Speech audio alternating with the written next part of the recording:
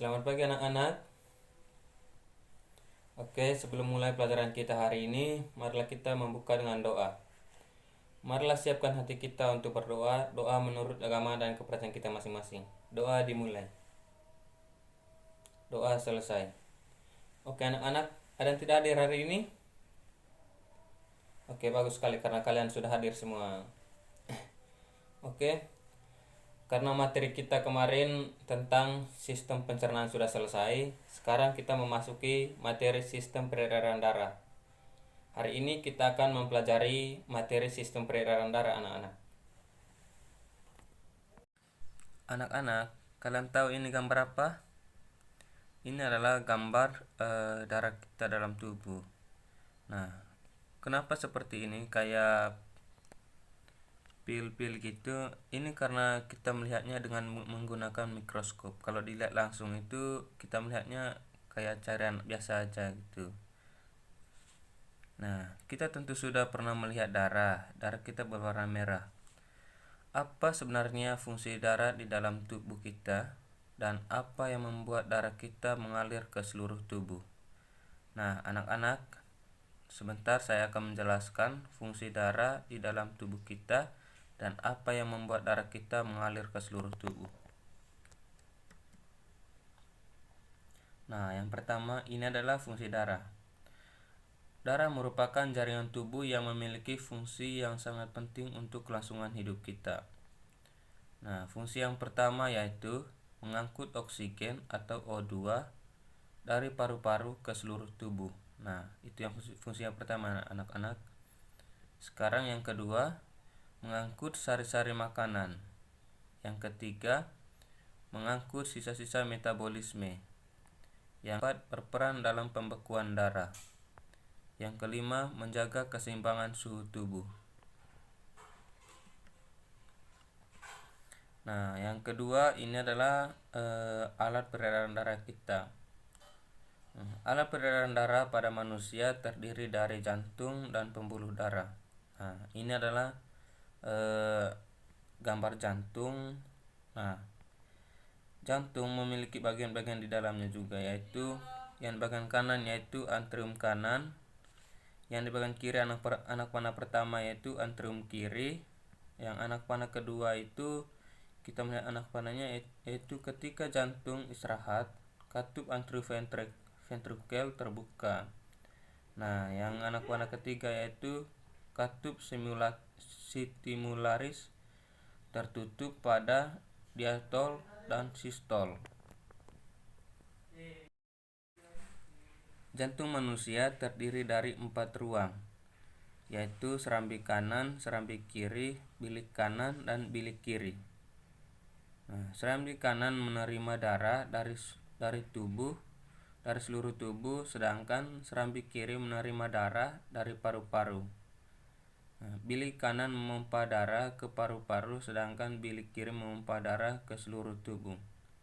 Nah, anak-anak, bilik kanan itu gunanya untuk memompa darah ke paru-paru, sedangkan bilik kiri itu memompa darah ke seluruh tubuh anak-anak. Berdasarkan fungsi tersebut, dinding serambi lebih tipis daripada dinding bilik. Nah, kita harus ingat anak-anak bahwa dinding serambi lebih tipis daripada dinding bilik. Dan dinding bilik kanan lebih tipis daripada dinding bilik kiri karena kerja bilik kiri yang lebih berat, yaitu memompa darah ke seluruh tubuh. Nah, yang kedua, pembuluh darah. Pembuluh darah merupakan bagian dari sistem peredaran darah yang berfungsi mengalirkan darah. Pembuluh darah pada manusia terdiri dari pembuluh nadi atau arteri, pembuluh balik atau vena, dan pembuluh kapiler.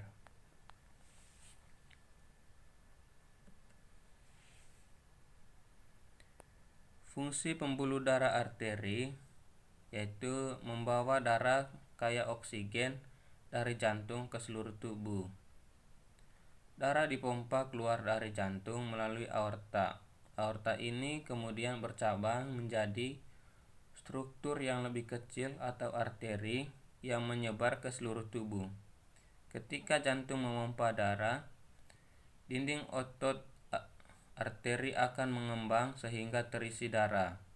Ketika jantung rileks atau relaksasi, arteri akan mengencang atau kontraksi dengan kekuatan yang cukup kuat untuk mendorong darah ke seluruh tubuh. Hal ini akan menciptakan sistem sirkulasi yang efisien. Nah, fungsi pembuluh darah kapiler memfasilitaskan pertukaran oksigen dan karbon dioksida antara sel-sel darah merah yang jaringan tubuh. Kapiler menghubungkan arteri dan vena melalui arteriola dan venula yang berjalan paralel ke seluruh tubuh. Sel darah merah yang tadinya mengangkut oksigen sekarang muatannya menjadi karbon dioksida atau bertukar dengan jaringan. Kemudian akan dialirkan ke venula, lalu ke vena, dan kembali ke jantung. Nah, itu tadi fungsi dari pembuluh darah kapiler ya anak-anak. Nah, sekarang kita masuki fungsi pembuluh darah vena.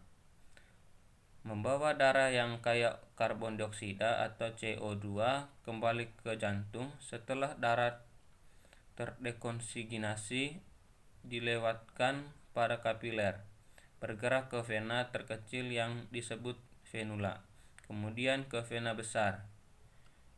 Vena pulmonalis atau paru adalah satu-satunya vena yang disebut venula, kemudian ke vena.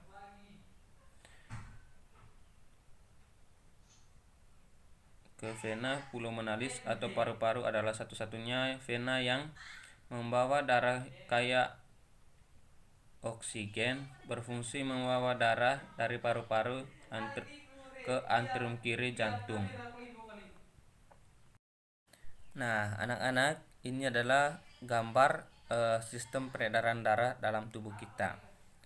Nah, anak-anak, saya akan menjelaskan bagian-bagian dari sistem peredaran darah kita. Nah, nantinya saya akan menjelaskan bagaimana proses peredaran darah kita. Nah, yang di bagian kanan ini yang anak panah pertama yaitu arteri pulmonaris. Nah, yang kedua yaitu antrium kanan, yang ketiga vena cava, yang keempat ini adalah vena sistemik, dan yang kelima yaitu ventrikel kanan. Nah, yang di bagian kirinya yaitu yang pertama kapiler paru-paru, tempat pertukaran gas terjadi. Yang di bawahnya yaitu vena pulmonaris. Yang anak panah ketiga yaitu aorta, yaitu di bawahnya lagi antrium kiri. Nah, yang di bawahnya lagi yaitu ventrikel kiri. Terus anak panah yang ini adalah arteri sistemik. Nah, yang di bawahnya ini kapiler dari semua jaringan tubuh tempat pertukaran gas terjadi. Nah, pada tanda yang berwarna hijau ini itu adalah kaya karbon dioksida yang di bagian kanan ini anak-anak. Nah, yang di bagian kiri itu yang berwarna merah di bawah itu tandanya kaya oksigen, dia itu di bagian kiri.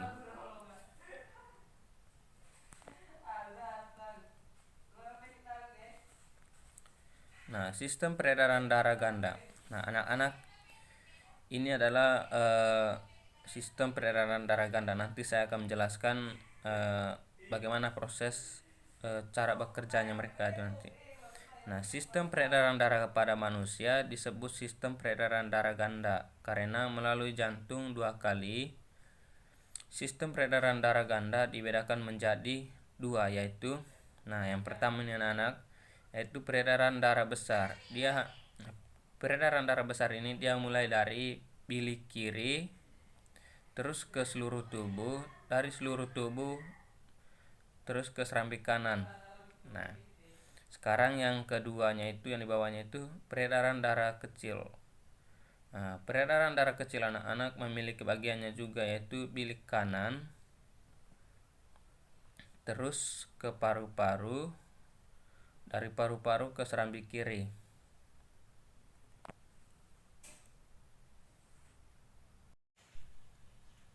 Anak-anak, saya akan menjelaskan proses peredaran darah besar dan proses peredaran darah kecil. Nah, tadi kan dalam materi kita yaitu proses peredaran darah besar yaitu mulai dari jantung terus ke seluruh tubuh, dari seluruh tubuh kembali ke jantung. Nah, kita melihatnya di sini. Nah, ini kan jantung nih. Nah, dia berjalan dari bawah terus dia naik terus terbagi dua.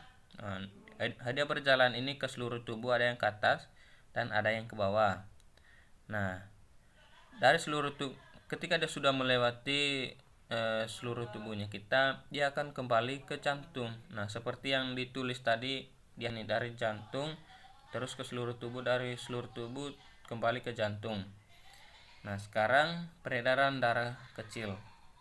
Proses peredaran darah kecil yaitu yang dibagikan ke warna kuning ini, yaitu dia mulai dari sini ya.